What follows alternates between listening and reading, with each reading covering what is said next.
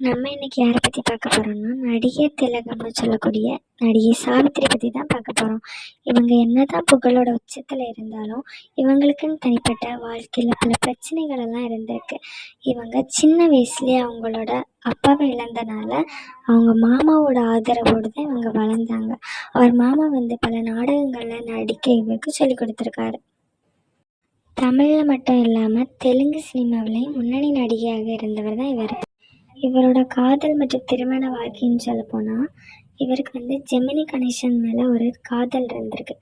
ஆனால் ஜெமினி கணேசன் அப்போவுமே அவருக்கு 2 குழந்தைகளோட ஆல்ரெடி திருமணம் ஆனவர். ஆனாலும் இவருக்கு அவரோட மேலே காதல் வந்தனால இவர் திருமணம் செஞ்சுக்கிட்டார். ஆரம்பத்தில் திருமண வாழ்க்கை நல்லா போயிட்டு இருந்தாலும் ஜெமினி கணேசனுடன் கருத்து வேறுபாடு காரணமாக அவங்களோட திருமண வாழ்க்கையை அதுக்கப்புறம் சீரழிஞ்சு போச்சு.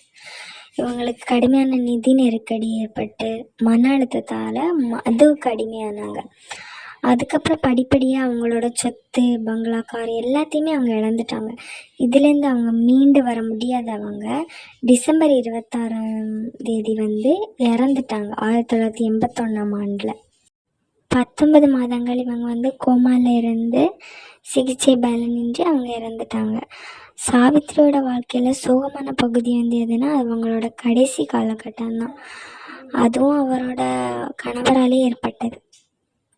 மக்களை உங்களுக்கு இந்த வீடியோ பிடிச்சிருந்தா ஒரு லைக் பண்ணுங்கள், ப்ளஸ் மறக்காமல் சப்ஸ்கிரைப் பண்ணுங்கள்.